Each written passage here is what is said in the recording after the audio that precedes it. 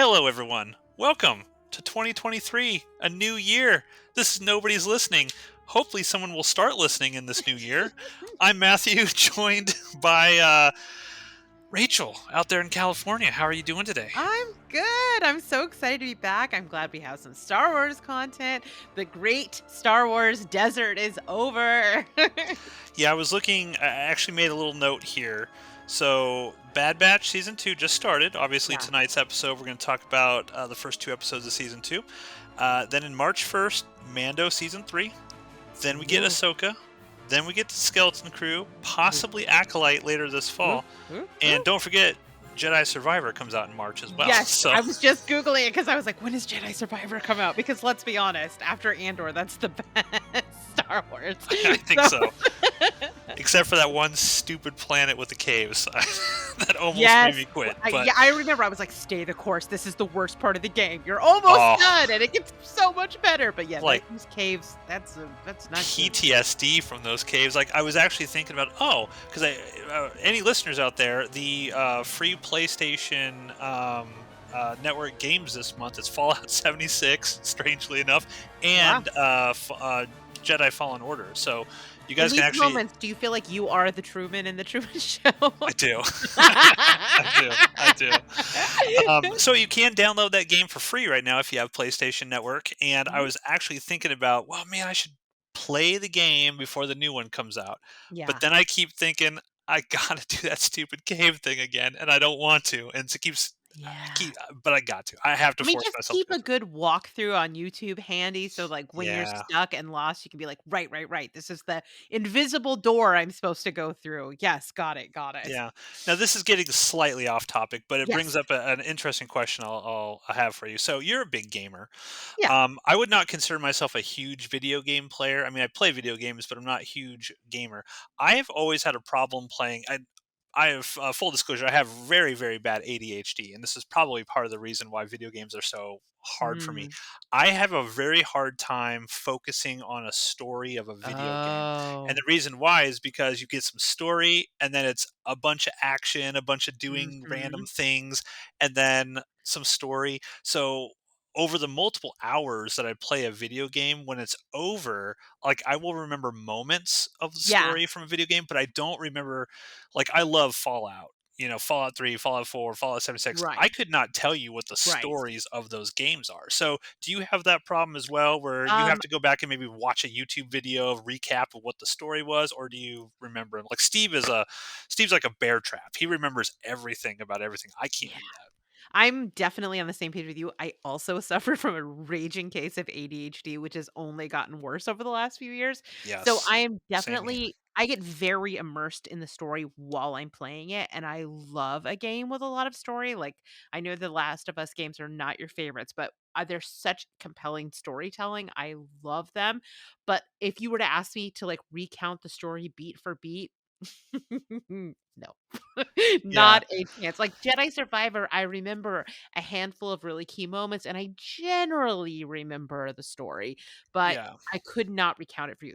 I can tell you some high points like and then, Order 66 and And then Darth Vader. What? yeah. Spoiler. Yeah. So if I don't end up getting to it before the new game comes out, I'll definitely watch like a There you YouTube go. video or something of just sort of recapping. And I think that's another problem with so much content coming out. It's like Yeah. trying to keep track of everything and all the stories and stuff. I remember when I Yeah. was a wee lad and there was only so much Star Wars content out there. It was very Mhm. easy to remember all of it.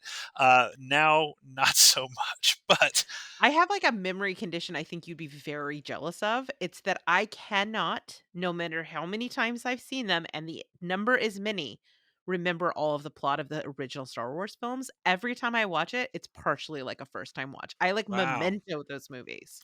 That's interesting because I always thought that, if I ever do get dementia or something later on in life, how is that like a slight benefit of dementia? Like, if I forget Big Trouble in Little China and then I watch it again, will Yeah. I love it as much as I did when I was younger? or will I Here's the hate it? danger. Yes, like, now you're an adult seeing it with adult eyes for the first time, and you know that there are movies out there that you love, and then when people watch them, they're like, "Why?" And you're like, "Yeah, because you're a soulless adult now. You didn't watch it when you were a child and you still had a heart." Like, would that happen to the movies that you love if you saw them fresh? That's I scary. don't It's a know. gamble. Yeah, But it then is a on the gamble, but I'd forget upside about it, and the that's next day true. I might get a brand new fresh experience. I I don't like that know. you have literally found the single dimension silver lining. Congratulations, Matthew. Thank you. That's what I'm here for. So, ladies and gentlemen, we are going to be talking about the first two episodes of the Bad Batch season two.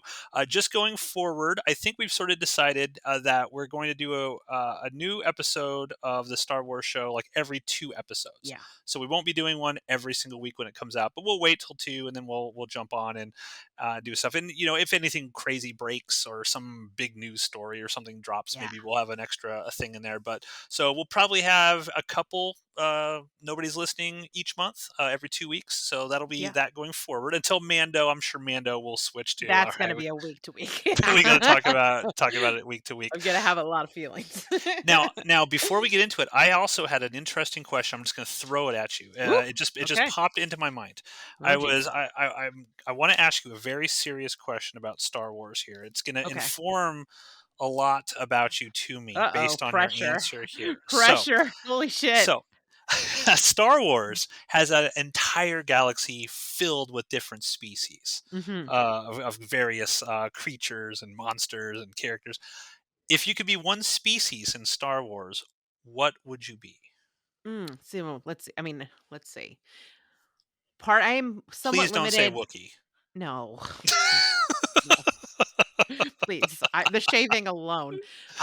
No, I'm limited by not knowing all of the names, but the first thing that popped into my head because she's one of my favorite alien characters in the entire canon is, of course, is Hera. So I would say maybe a Twi'lek. I don't want to be like Okay. a sexy Twi'lek, but I would like to be a badass pilot Twi'lek. Okay. Yeah, that's fair. That seems to be like the go-to. Lots and lots of Mhm. people say Twi'leks. I actually Mm. thought you were going to say Togruta, which is Ahsoka Tano's species. I thought Oh, that's what you were going to go with, yeah. but Yeah, I mean, yes. I mean, they have the cool, like, cat ear hair thingies, but, tails, I guess. But no, I think a Twi'lek would be cool. They got the good blue skin, although, I don't know. The they tw can have do different Twi'leks colors. yeah, yeah, yeah. I think Okay. Twi'lek. I'm gonna stick with Twi'lek. Twi'lek's a good example. I was trying to think of what I would be, and I was like, man, I collect so much junk. I feel like I have a kinship with the Jawas, but then I'm like, I'm too tall to be a Jawa because I'm like 6 foot Mm, two, so that wouldn't work unless I'm just like a yes, I think mutated I'm more Jawa. Jawa-sized. Maybe I Yeah. should pick Jawa. So I think I'm gonna go back to when I was a kid and I first saw Star Wars, the original, A New Yeah. Hope, and the one alien that I was like, oh, that's so cool looking, and that's a Rhodian. I thought Greedo looked so cool as a kid, Mhm. so I feel like I'd be a Rhodian.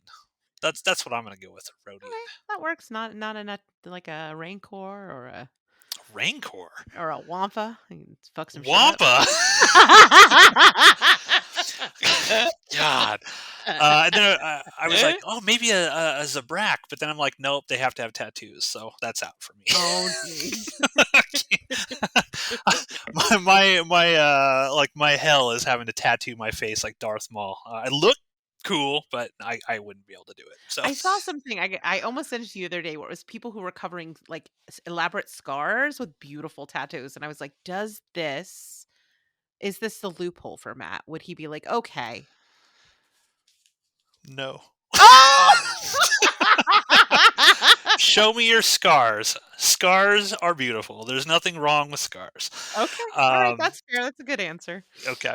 So let's get into Bad Batch. So Yeah. Bad Batch season one that came out a year and a half ago ish at this point in time. What is time? Created by the great Dave Filoni. Mhm. It sort of hit right during COVID, so it was just like, oh god, something nice in this world of hell that's Yeah. going on out there. Yeah. Dave Filoni, of course, we both love Dave Filoni. He's done no wrong to us thus far. What were your opinions of the first Bad Batch? And we're not going to go into like super detailed about everything that happened during that. But Mhm. your overall thoughts on the first season of Bad Batch? Were you into it? How did you like it compared to Clone Wars, Yeah. etc.? So I think my opinion of it was I enjoyed it. It was very, for the most part, pretty light. I think looking back at the beginning of Clone Wars, though, and how shaky it was for the first maybe 2 seasons, it started off in a much stronger place than Clone Wars for sure. I could feel the potential for greatness, even though I was definitely on goodness status. Although I did really, really love the episode where Cad Bane and Fennec Shan showed up. Those Yeah. moments were really standouts. I felt like it got stronger as the season went on. And by the end, with all the stuff with Camino, I was pretty invested in that. And I wasn't sure where I was gonna land on Omega. Was she gonna be more of like a Star Wars Resistance type character, which is unbearable forever, or was she going to be someone that grows? And I think we'll get into it when we talk about this season so far. And I think that yeah, we'll talk about that then. But yeah, I enjoyed it quite a bit, but it wasn't, I was coming off of that additional season of Clone Wars, which was such a high point for even that series. Oh But it yeah, it's didn't great. quite live up to that. But I could feel that it had a lot of potential. Yeah, I go into every new Dave Filoni animated Mhm. series under the assumption that it's going to be very kiddie for the Mhm. first season or two. Mhm. Even Rebels was that way. If you watch the first season of Rebels, Oh there's a yeah. lot of very kiddie type Yeah. stuff, and Yeah. then it gets darker and darker as it goes Yeah. along. And I've always felt that Dave Filoni does that intentionally because he Mhm. grows these shows with his Yeah. audience. Yeah, Like, I think you're so right. you might be 9 years old and you get into the Bad Batch season one, it's not super dark. But by the time you're, 11, 12, 13, and it's getting in there, you're like, okay, now you're okay to deal with more heavier themes and of loss and people dying and things of that nature. So, you know, I, I know a lot of people online were kind of not down on the Bad Batch, but coming off the highs of the Yeah. Clone Wars and stuff, Yeah. you're just like, oh man, this isn't as cool as I No. wanted it to be. But I really liked it. My fiance really liked it. I really dig the characters in this show, Mhm. and Mhm. if you can enjoy just being in the world with characters you enjoy, I Yeah. can be okay with some episodes that might not be the greatest, just because I like watching. I get enjoyment from the interactions of the characters and things of that nature. You go back to stuff like X Files, right? How many shitty episodes of the X Files were there? But it was okay because just Mulder and Scully being there made it watchable and interesting to watch and stuff like that. So, but yeah, a high level plot of sort of what went down in season one for anyone listening to this who has not seen Bad Batch yet. Season one. Uh, the Bad Batch are Clone Unit 99, and they are kind of I guess mutated clones Mhm. of Jango Fett. They each have their own special ability. Tech, for example, super smart. Wrecker's super strong, and it goes on and on. And they basically the show starts out on Order 66, and they don't turn because they are sort of like these mutated clones where all the other clone troopers turn on the Jedi, even young Kanan, as the Yeah. Jedi Padawan, is in Yeah. there on that first episode. And so they basically become hunted down by the Empire. Tarkin shows up and is like, "I want these clones dead," essentially. So they're on the run and they take odd jobs here and there to try to get by. Ultimately, it leads to the destruction of Camino, Mhm. and one of their sort of brothers, Crosshair, deciding that I'm choosing to be pro Empire. Love you guys, but peace out. I'm gonna try to Yeah. hunt you down and kill you. Yeah. And I love Crosshair. I just Yeah. love Crosshair. Surprise, surprise. I was gonna Yeah, ask who your favorite was. Of course, it's freaking Crosshair. love Crosshair. If I had to rank them, I would say Crosshair's my favorite. Mhm. Omega's actually number two Mm. because I actually wrote these down. So Crosshairs one, Omega two, Wrecker three, Tech four, Echo five, and Hunter six. I Yeah, actually Hunter find is Hunter. definitely He's the worst. Yeah, I find Hunter the least interesting of all of Yeah. them, but I understand why he's there. He's the Yeah. archetype of the Mhm. strong leader and stuff, and the tactician, and he's got to be there. But yeah, love me some Crosshair. I love the guy who does the voice of Crosshair. His Mm. voice is so evil. So I it's mean, just so good. aren't they all Bradley what's his face? I don't know. I don't know who actually does the voices for him. I've never looked it up. Bradley Baker, I think? I think yeah, if you watch the the credits, it's, like, basically, like, The Bad Batch, this one guy, and that's it for the credits. Oh, really? Yeah, Okay, well, he's he's awesome as all of those characters then. So yeah, I enjoyed it for the characters. I agree that season one, the first half of it was probably the least interesting of all of them. Mhm. But yeah, it does get much stronger going into it and seeing the destruction of Camino. And I loved how Tarkin came in and he's immediately going to try to just basically get rid of all these clones, and we're replacing them with stormtroopers. Like, we're actually going to have a Yeah, quote unquote volunteer army that's going to be right. way better than these expensive ass clones. Mhm. So yeah, that's kind of where we lead into. And Bad Batch season two. Why don't you start us off with the first episode? What's this one all about?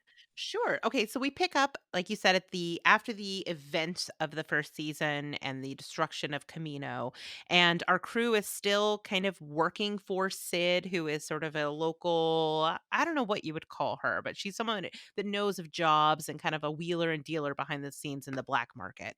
And she gets a tip from a new pirate named that we met named Fee, who is voiced by Wanda Sykes. I heard her right away. I was like, whoa.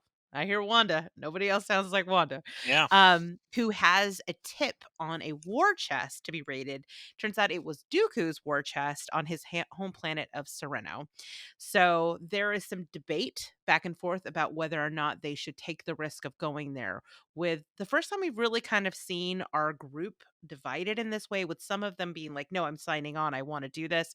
And Hunter specifically prioritizing Omega's safety. And I think some of the more interesting dynamics in this, or sort of things that are happening in this episode and the ways that we're seeing, like you said, it's interesting that you said how they're the shows mature with their audience. I think this is the first kind of place where we see this, where they're having conversations about like what their responsibilities are, and how they are different from their other brothers, and how they're on the another side of what they had always been raised to, bred to believe. So some interesting kind of interpersonal dynamics there. yeah. Um, Eventually they decide to go, and guess what? The heist does not go well. is, And is there a such thing as a heist in Star Wars that ever goes well? I will say there's a moment, maybe it's in this episode or the next episode, where like people get crushed by parts inside of a tanker, and I was just like, this because we're watching Bad Batch is going to go very differently than the last time we saw an Yep. unwieldy like heist. Nobody's having a crushed spine in this one.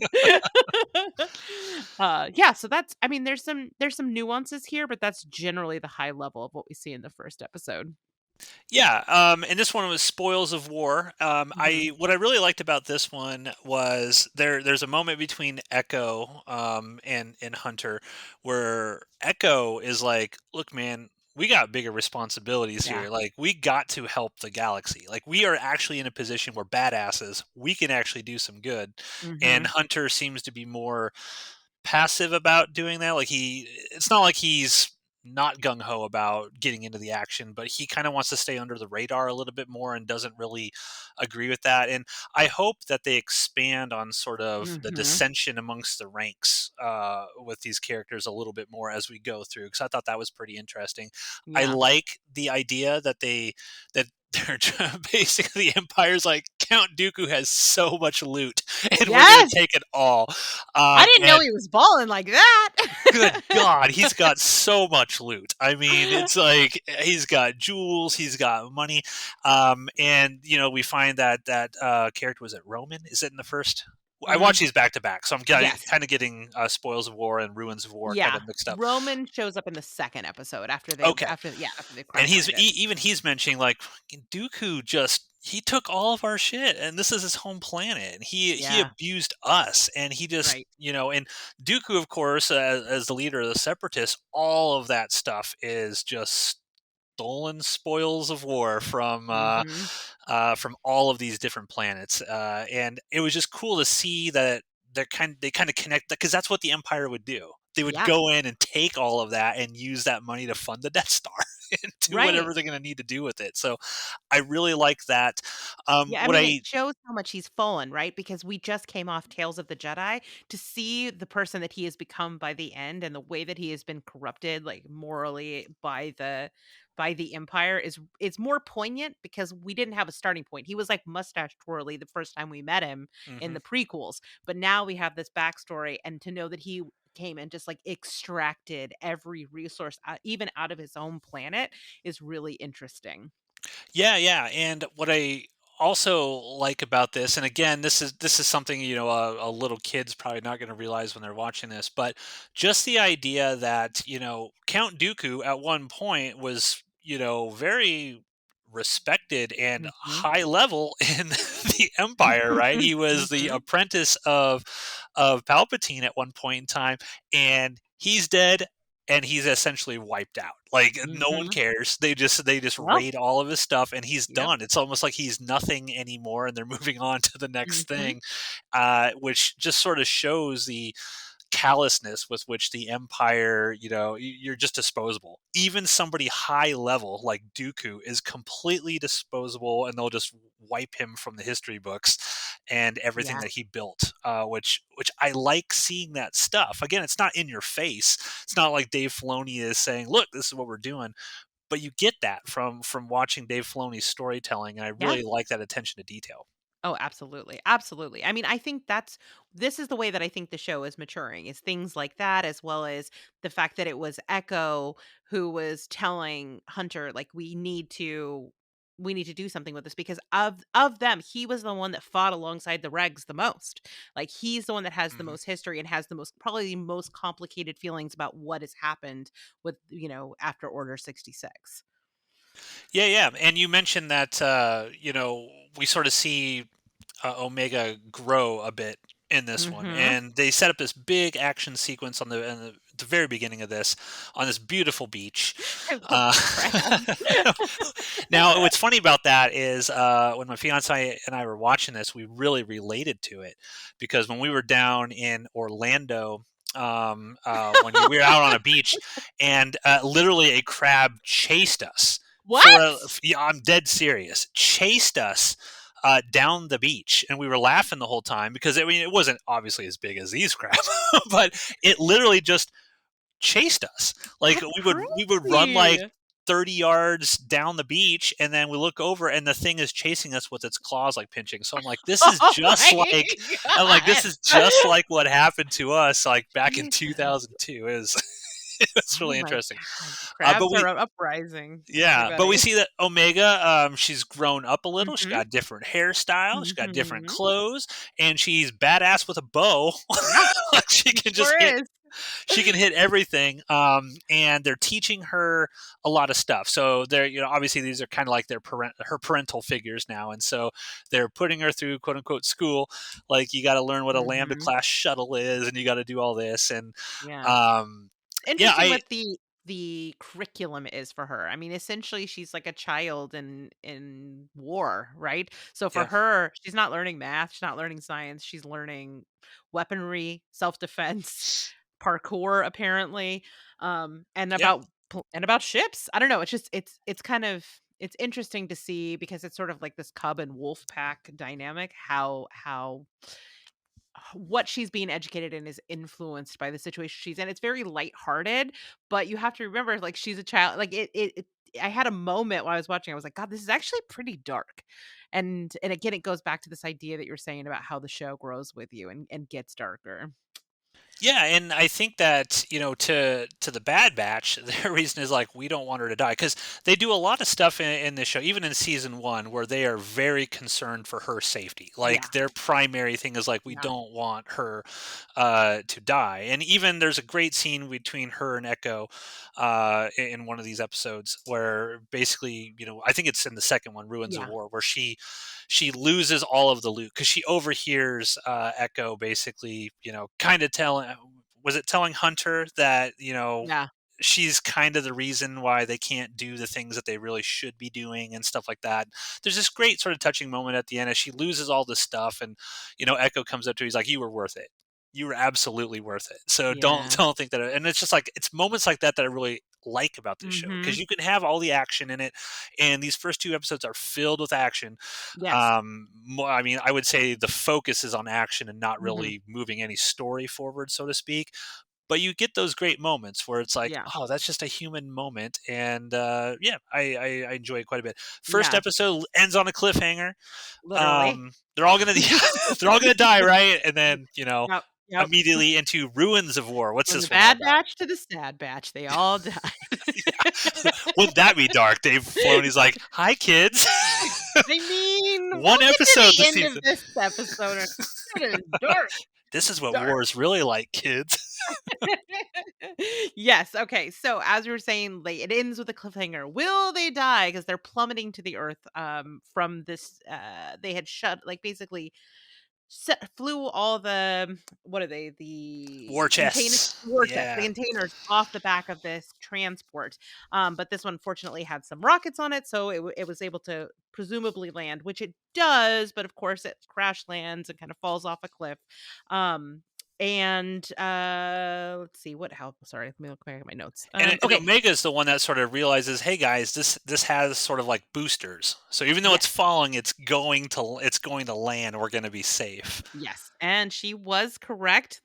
She's a genius. Like, these are the moments where I'm like, "Oh, this is for the kids," right? Where the kid Yeah. is saving everybody, but like I said, there are some very adult moments in this as well. So they're separated, and some of them are moving through. I guess it's Hunter and not Tech. Hunter and Wrecker are moving through the town, Yeah. as the clones are trying to get them with a pincher. Um, Tech sorry, I'm trying to remember all their names. Tech, Echo, and Omega are rescued by, you were saying, this local named Romer, who brings Yep. them back to their house and explains to them about Dooku being basically like extracting all the wealth from the planet. And there's this very interesting moment between him and Echo, who helps him repair this data device. And he's like, this is pre-existing tech. Like, we used to have a peaceful planet here before the rebellion, before not the rebellion, the republic. And it kind of opens Tech's eyes in a way that he is like so like myopic about his experience, because he was like bred for this specific time, that there was a time that pre-existed before them. And I think this is the beginning, again, because we're moving away from just like constantly trying to survive and be on the run and protect, Omega from whatever scrap she's gotten into. It's giving us these moments where we're seeing character development, and they're subtle because it's, for a younger audience. But I think here we're seeing the beginning of his arc, and maybe an exploration of what it means to be who he is in a post Order 66 world. Really interesting stuff. Yeah. I agree. Um they eventually, when Omega is not being watched, of course, runs off back to the war chest where Tech and Echo have to follow her. They get trapped again by troopers. There's a rescue. They survive. They have this amazing moment that you described, where he tells her, like, I would not make any other change. And then we get the darkest moment in, in Bad Batch history so Yeah. far. We cut back to the Vice Admiral Rampart, who is, I get, we saw him last season. He was kind of the person who is ready to issue all of the clones. He wants to roll out this new army of stormtroopers. And he also led the Battle of Camino. So when the local clone who's in charge tells him, like, we saw clone troops 99, he's like, no, you need to falsify those records. And when he refuses to, yeah, he shoots him and we see him fall off a cliff. Yeah. I was a li- I I was a little shocked when I I saw was that. shocked. I mean, I was shocked when it happened, but I was more shocked when we got the long shot of the body falling off the Yeah. cliff. It's like, yeah, yo, kids, he's dead. He's Yeah. really dead. Yeah, yeah, yeah. Um, Yeah. Yeah, yeah, yeah. Yeah, so that was definitely dark. I'm like, okay, I like this guy. Like, Uh-huh. I want to see where this goes with this guy. I mean, clearly he's gonna run across Crosshair, and they're gonna hook up and cause some problems this season for the Bad Batch. But I love. I mean, I love these Imperials who are just pure evil. Like, I'm just so cutthroat and evil. Dedra, my girl, she's amazing, and I'm hoping that Oh, Vice geez. Admiral Rampart. And Oh, jeez. remember, he does this because he specifically says, Tarkin can't know about this Yep. because Tarkin will murder me. So if you're not Mhm. going to do it, I'll do it myself. And boom. The only thing I was a little confused by is there's that quick shot where the clone, when he's got the gun pointed at the clone goes to like rush him. And I'm like, would the clone do that with the inhibitor chip? Like, I don't think the Mhm. clone would attack the vice admiral. I mean, maybe that's why he didn't do it, but I do think that there is, even though there is this inhibitor chip, it's very clear that he still has a very strong sense of morality, that what Yeah. they're doing is very entrenched. It's not brainlessness. Like, it's very entrenched with them doing what they think is right, in the way that he refuses to falsify a report, like that comes back to this very deeply entrenched moral code. But yeah, I think what you're seeing there is his shock and sense of betrayal at what's happening, because he believes in this cause so deeply, it doesn't occur to him exactly how craven and amoral the empire truly is. So I think maybe that's what we're seeing. Okay. Is I'll his go with that. reaction to it. I'll go with Yeah, that. yeah. I mean, I love that this kind of picks up in less in-depth way, sort of some of the themes of Andor, with this idea of sort of the craven bureaucracy of the empire, and that this guy's motivation was strictly about not wanting to get in trouble with Moff Tarkin, because obviously there'd be consequences, but also because it might inhibit his opportunities to continue to grow his career. I don't know. I feel like there's Yeah. definitely there is like the master writer room that is that is in charge of the larger themes to carry across all the stories. And I feel like there is definitely some of that being seeded in the same way that it was in Andor. Yeah, and I definitely think that Lucasfilm, the story group, and all the people who have those sort of like, hey, let's go to a cabin for a weekend and discuss all the next plot lines of Yeah. Star Wars. I definitely think that they made a conscious decision at some point in time, and maybe Tony Gilroy was a factor in this, being it's like, we Mhm. got to make the Empire actually be bad guys. Yeah. Because I think one of the big criticisms of even of the original trilogy, yes, they blow up Alderaan, but it's very brief, Yeah. and they move on almost immediately. But you don't really see the Empire really being bad. I mean, Mhm. the worst thing you see, and that makes Darth Vader seem really scary, is he's killing his own Imperial officers. He's not Right. force choking rebels. He's force choking his own Imperial officers, Yeah. and they all look Yeah. incompetent. And so I think that there was a conscious decision to be like, look, Mhm. we got to show people why the rebels fought so hard, and why that victory is going to mean so much more to people when they watch the original Star Wars, because they're going to have Andor, they're going to have kids growing up nowadays, they're going to have all like Clone Wars Mhm. and Bad Batch and Andor. So when they finally get to like Star Wars, like, oh god, yeah, that's awesome. And that's the best thing that a prequel can do. A prequel's primary job, in my opinion, and I think all of this stuff is technically one big prequel, Mhm. is you want to improve. You want to make that original thing that everyone loves so much even better, with Yeah. more context, without ruining and undermining certain things. You Yeah. don't want to screw up okay, here are the centers of these characters, and here are the ideals that these characters live by, but the prequel changes that all up so it makes no sense in the original, and then everyone's like, well, that doesn't make sense. All of this stuff is really Dave Filoni, Tony Gilroy. They are making content that is Mhm. like, we're not doing anything that will undermine the original trilogy, what people love Right. so much. Mhm. And I really love that about these shows. Yeah, I agree. I absolutely agree, and I think you're right about them being like, "Okay, how do we actually infuse actual evilness back in?" Because I think the worst example of them just sort of using design to try to do that heavy lifting for them is Fa Phasma. Looks amazing, Oh yeah. super, super cool. Everybody was so excited when they saw her Yep. in that trailer, and then she does nothing, which is a shame. It's a wasted character, but they were relying on the design of that armor to do the work of, being imposing, as opposed to these stories where it really is leaning into these more subtle, more insidious, more like sociopathic ways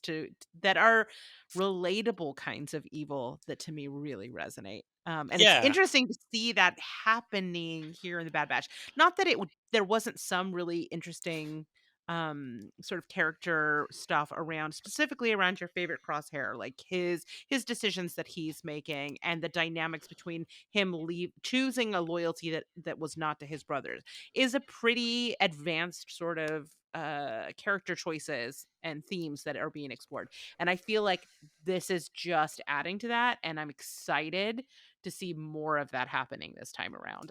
You've really sold me on the way that these stories develop, and it's making me even more excited for what we're going to see this season. Do you think that, well, I'll ask you 2 questions. Number 1, do you think any of the Bad Batch will die this season? Like, any of No, them?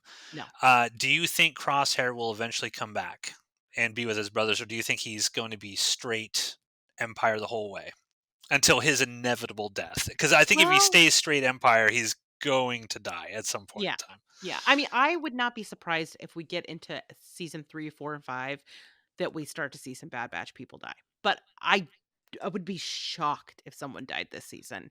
As for Crosshair, I don't know, because on one hand, I feel like there is kind of a story being laid out here with this idea of the clones, even with their inhibitor chips, seeing something that it is in opposition to their beliefs, and the fact that they're becoming increasingly disposable, like that might be something that could tip Crosshair. Like if he actually saw that they saw him as disposable, and they like he's aligned himself with them because he believes in the cause. If there was something to undermine that, he might switch. But I don't know. I kind of feel like it will not be right away if it happens. What about you? What do you think? I think here's what I want. Here's what I think and what I want. What I Okay. think is going to happen is I think he's going to eventually turn back good, and he's going Mhm. to go to the light side of the force, so to speak. Yeah. And I think he's going to die either way. I think Oh, Crosshair yeah. is marked for death. I think he's going, but I think what they'll do is he will die protecting his brothers. Like Mm. he'll turn to the light, and he'll do something that they'll escape somehow, or he'll end up killing the big bad in a blaze of glory, whoever they're fighting. And then they'll have that reconciliation moment. What I Mm. want, what I want is him to never go back to being good. Right. One of the big problems I had with the sequel trilogy is I was like, Kylo Ren made his choice. You cannot make him go to the light side of the Force. That should have been something that was Anakin Skywalker's thing, no one else's thing. Because as soon Yeah. as you turn Kylo Ren to the light side of the Force, okay, well, yeah, well, I just saw that Anakin did. I guess that's not that unique of a thing. And I wanted, when Kylo Ren killed Han Solo, I'm like, that's it. There ain't no coming back from that. Guy killed Yeah. his dad. No coming Yeah. back from that. And I Yeah. would have much rather seen a Kylo Ren reckon shop as a pure evil character, and Luke Skywalker having to train Ray, and Ray, Luke's. I would have loved to seen Kylo Ren kill Luke Skywalker, and Ray has to overcome, her grief and all of that stuff to take him out eventually. That's Yeah. what I would have loved to have seen, but they didn't do that. And I don't want them to follow the exact same sort of thing that we've seen in most Star Yeah. Wars content. So I want Crosshair to stay bad, and I want Hunter to have to be the one that puts him down. That's what I want. I don't think I'm going to get it though. That might be too Although, dark. I mean, I don't know. I can think of some moments in Clone Wars that were shockingly dark. Yeah. So maybe if there's enough seasons of this, we could get there.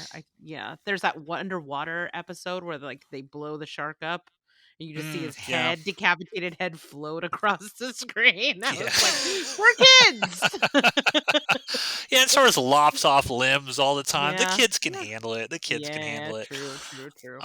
So yeah, overall, what were your thoughts on these first two episodes? I really, like you said at the beginning, enjoy spending time with this cast of weirdos, and so I had fun with this. Nobody's making really stupid decisions except for maybe Omega a little bit, but it's rooted in a place of real emotion, so it's less annoying. Yeah, I just think it's fun, it's light, it's not Andor, nothing else will ever be Andor. But uh, Until season 2 of Andor. oh my god, I'm so nervous about season 2 of Andor, but we won't get into that now, not today. I have plenty of time to be nervous about that later. But yeah, I had a good time with this. I'm excited to see where the season goes. And I do kind of am interested in this era. One of It took me a long time to get into Clone Wars because I had some, like, issues with sort of the narrative of the way that clones were being presented, Yeah. and, like, that there was not a lot of questioning about what that meant about people that were using these, like, sentient beings this way. And I so anytime that we can kind of expand and humanize them, I appreciate, and that's, like, totally what this entire series is. So, yeah, I'm having a good time with this. I'm excited it's back. Yeah, and the thing about the clones is by the time of A New Hope, they're almost all dead Yeah. because they age rapidly.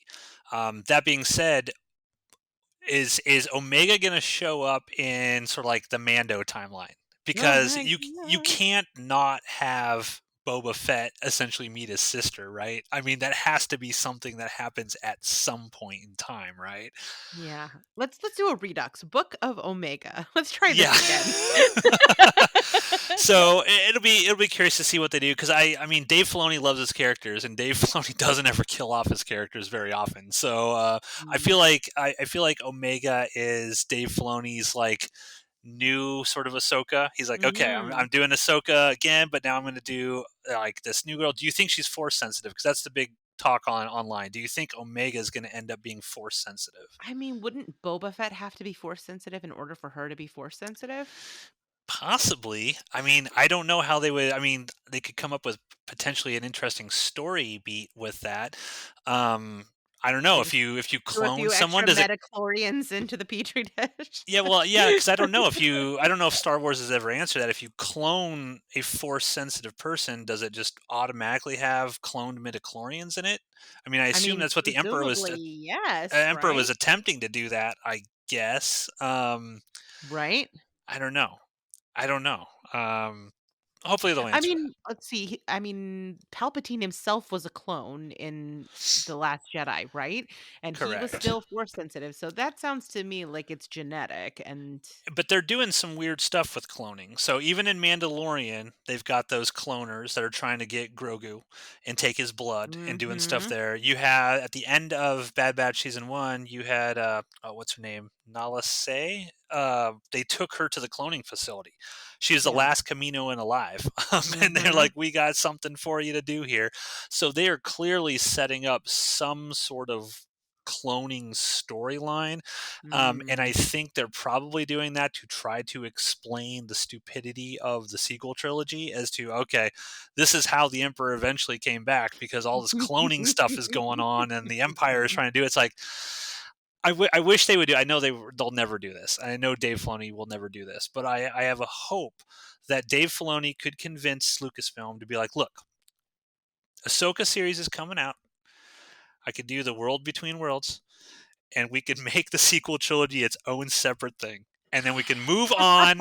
We can move on with Luke and all that, and in the normal sort of fashion that everyone would have wanted, and create all brand new stories with all these characters going forward. So we're not stuck and we're backed into a corner with the stupid, unplanned bullshit that was the sequel trilogy storyline. Yeah. I Even mean, people it's who, not like they haven't wiped out whole swaths of canon in the past. It could happen. yeah, and it's like even I mean I know a lot of people that love that sequel trilogy. They love it. I personally hate it. I love the characters in it. Like I love Ray, Mhm. I love Finn, I love Mhm. Poe, I Mhm. love Kylo Ren. I like all the characters, but the story they were given was trash. It was just Yeah. it was not planned out well at all, and it just falls on its face. Why not make that a side thing, and then hey, let's make a new sequel trilogy. And bring Daisy Ridley back and have a new story with her somehow, and all of that. I mean, I would love to see that. They'll never do it, but there are rumors that the World Between Worlds is going to be live action in the Ahsoka series. So there is going to be Okay. something involving that somehow. Just I mean, I rumors. feel like they set up some weird things about different timelines in Rebels, when it got so mystical and they're like looking at Jarrus in that weird timeline thing. So Yeah, why not? Why yeah, not? they can definitely do it. Like Dave Filoni created a way in which Star Wars, not necessarily time travel changing things, but Star Wars could, if they wanted to. All right, we're not including that anymore. That's its own thing, and we're just gonna have a Jedi go in the world between worlds, and then hey, look, we're in this different timeline where things happened slightly differently, where Luke Skywalker didn't become an emo asshole He trying to just kill his nephew. You know. took off riding Loth Wolves and So yeah, I like these first two episodes. yeah. This was just a fun way to get back into the characters, and I think that was Yeah. probably the intent and the design for it. I hope going forward that some of these upcoming episodes, because there's 16 total this season, I hope that they're less. Hey, here's a new quest for you to go on to Right. bring back to Right. that lady, and more. Let's get into the nitty gritty of what's going forward. But Mhm. I trust there's going to be stuff for little kids in here. I mean, there just always is Yeah. with Dave Filoni stuff, and that's okay. That's That's okay. okay. That's okay. This is meant to So be multi-generational. There's smart stuff for grown folks too, and for dumb sure, stuff for grown folks too. for sure. So thanks everyone for listening to another episode of Nobody's Listening. We will be back in 2 weeks, and we will discuss episodes 3 and 4 of Bad Batch season 2. Take it easy, everybody. Bye, everybody.